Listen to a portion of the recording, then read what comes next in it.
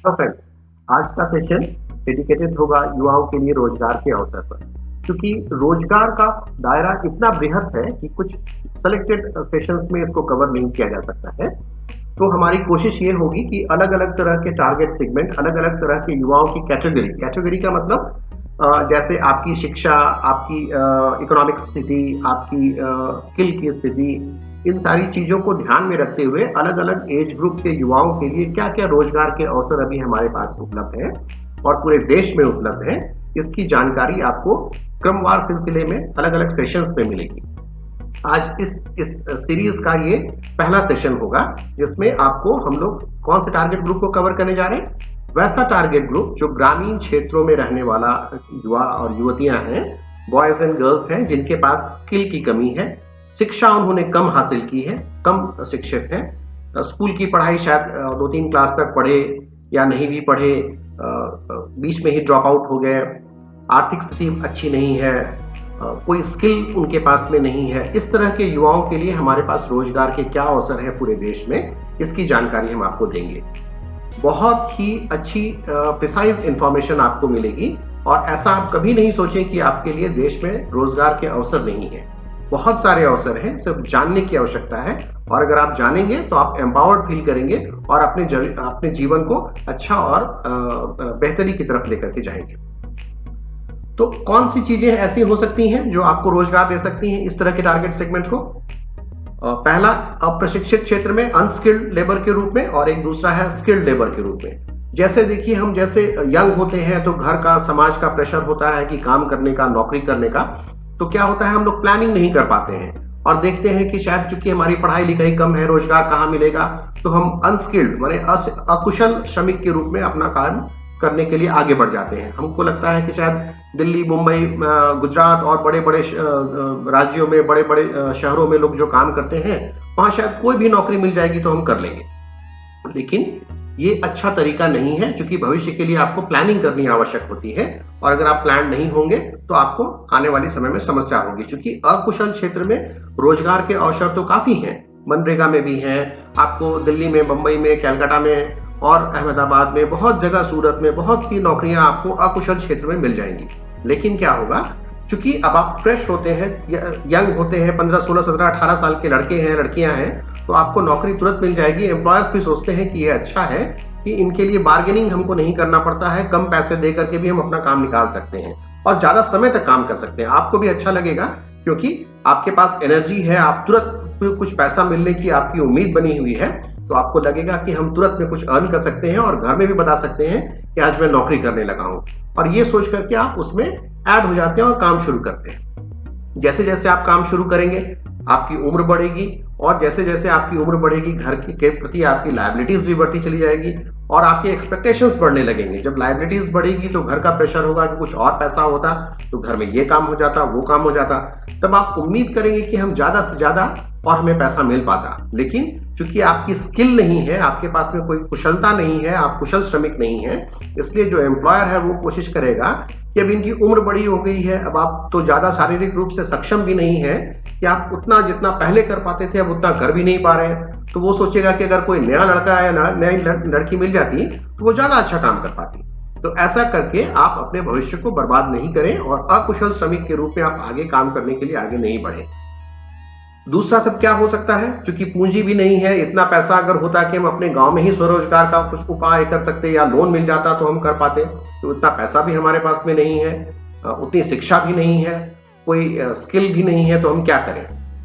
ऐसे लोगों के लिए भारत सरकार की तरफ से DDU-GKY, दीनदयाल उपाध्याय ग्रामीण कौशल योजना, एक बहुत बृहद कार्यक्रम है जिसको आपको जानकारी होनी चाहिए और आप जानकारी लेकर के अपने भविष्य को संवार सकते हैं। आप किस तरह के टारगेट ग्रुप के लिए हैं? अगर आपकी उम्र 15 से 35 वर्ष है, आप ग्रामीण क्षेत्र से बिलोंग करते हैं, आपकी आर्थिक स्थिति अच्छी नहीं है, आप कम पढ़े लिखे युवक और युवती हैं और अनस्किल्ड हैं, तो आप इस तरह के लोगों के लिए ये सुनहरा अवसर। आपको क्या करना है?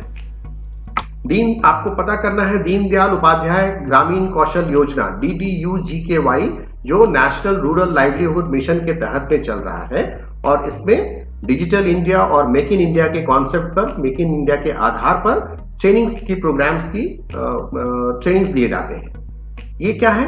इसके अंतर्गत आपको, अगर आप इस तरह की कैटेगरी से बिलोंग करते हैं, तो आप यहाँ आए, जानकारी लें कि आपके नजदीक में, आपके जिले में कौन सी DDU-GKY की, दीनदयाल उपाध्याय ग्रामीण कौशल योजना की ट्रेनिंग इंस्टीट्यूट्स कहाँ कहाँ हैं। वहां जाकर पता करें कि वहां किस किस ट्रेड्स में ट्रेनिंग मिल रही है, और अगर आपको लगता है कि ये ट्रेड आपके लिए ट्रेनिंग के लिए अच्छा है, तो आप जरूर वहां से दाखिला लें, क्योंकि वहां दाखिला लेने के लिए कोई पैसा आपको देना नहीं पड़ता है।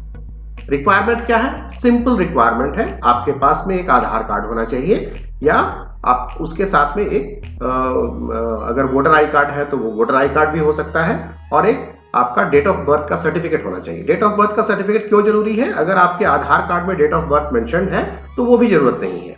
इसके अलावा, चूंकि अगर आप ग्रामीण क्षेत्र में और गरीब आर्थिक स्थिति के परिवार से बिलोंग करते हैं, तो आपके पास BPL कार्ड होना चाहिए, या घर के किसी एक मेंबर का BPL में नाम दर्ज होना चाहिए। दूसरा, आपके घर में कोई भी व्यक्ति मनरेगा का कार्ड होल्डर होना चाहिए, या 15 दिन का नौकरी किया हुआ होना चाहिए, जो 15 दिन जिसको रोजगार मिला हो वैसे लोगों का कार्ड हो।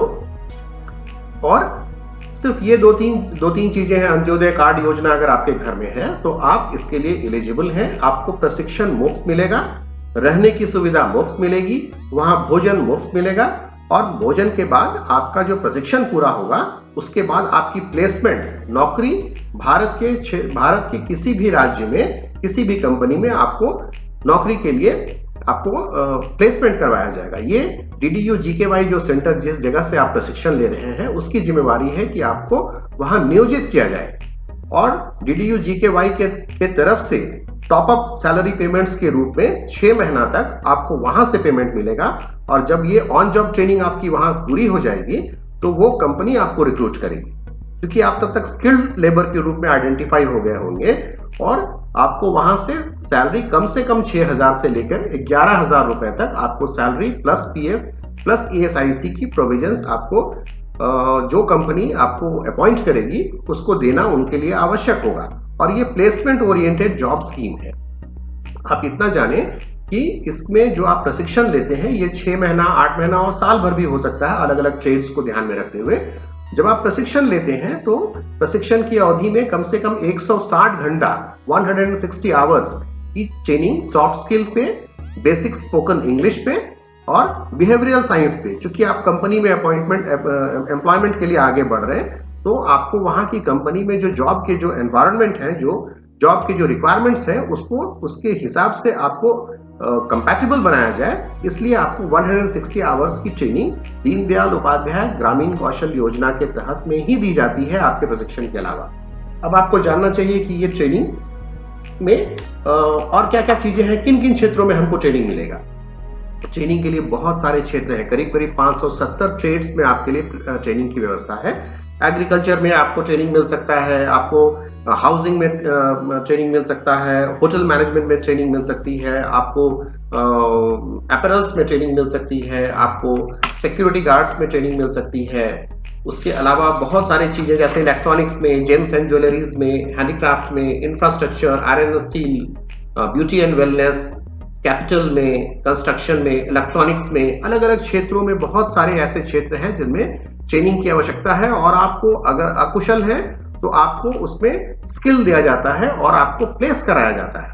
नौकरी पाने की पूरी क्षमता, पूरी आजादी आपको मिलती है और आपको ये अवसर भारत सरकार की तरफ से मिलता है। तो ये बहुत अच्छी अपॉर्चुनिटी है। आपके पास में कुछ नहीं है, कोई कौशल नहीं है, शिक्षा भी कम है, पूंजी की भी कमी है, तो आप निश्चित रूप से आगे बढ़ें और अपना भविष्य को संवारें। क्योंकि एक दिन अगर आप कुशल श्रमिक के रूप में आइडेंटिफाइड हो जाएंगे तो हो सकता है कि अगर आप बिहार से हैं, झारखंड से हैं, यूपी से हैं, तो आपकी नौकरी बेंगलोर में, कर्नाटक में या किसी अन्य साउथ इंडिया के किसी भी राज्य में आपकी नौकरी लगेगी, तो आप घर से दूर हो जाएंगे। लेकिन घर से दूर होने का मतलब ये नहीं है कि आप अपनी कुशलता को नहीं बढ़ाएं। जब आप वहां जाकर के ट्रेनिंग लेंगे, जब आपकी ऑन द जॉब ट्रेनिंग होगी और आप जब काम करने लगेंगे, 2 साल के बाद मान लीजिए कि झारखंड राज्य के किसी भी शहर से अगर आप गए हैं, तो वहां इसलिए जाते हैं कि झारखंड में कोई फैक्ट्री नहीं है तो नौकरी कहाँ मिलेगी, तो आपको बैंगलोर में प्लेसमेंट कराया जाता है। अगर बैंगलोर में प्लेसमेंट हुई तो 4 साल 5 साल 6 साल के बाद जब आपकी स्किल और बढ़ जाएगी, आप ज्यादा अनुभवी हो जाएंगे, तब अगर झारखंड में कोई 5 साल 7 साल के बाद अच्छी कंपनीज आ गई तो आप वहां से यहाँ भी आ सकते हैं, और तब आपकी आपकी जो पेबिलिटी है, जो कंपनीज की पेबिलिटी है, वो भी काफी ज्यादा होगी और आप ज्यादा अर्न कर सकेंगे और अच्छे फ्यूचर को लीड कर सकेंगे। भारत सरकार की एक असेसमेंट बताती है कि करीब करीब 30 मिलियन इस तरह के स्किल्ड जॉब की रिक्वायरमेंट्स गवर्नमेंट ऑफ इंडिया में 2022 तक होने वाली है। तो ये अच्छा अवसर है, हम लोग आइडेंटिफाई करें इन अपॉर्चुनिटीज को और कोशिश करें। जैसे बहुत सारे सिक्योरिटी गार्ड के हैं, मेसॉन के हैं, शटरिंग के हैं, वेल्डिंग के हैं, बार बाइंडिंग के, ऑफिस असिस्टेंट में, इंश्योरेंस एडवाइजर्स में, फैब्रिक वर्कर के रूप में, रेडीमेड गारमेंट्स के को नीचिंग के रूप में, सीड प्रोडक्शन में, बायोफर्टिलाइजर्स में, मशरूम में, सिल्क तसर में, ऑटोमोटिव में भी। तो इस तरह के बहुत सारे क्षेत्र हैं जहां आप प्रशिक्षण ले सकते हैं और अपने भविष्य को संवार सकते हैं। Many thanks, thank you very much.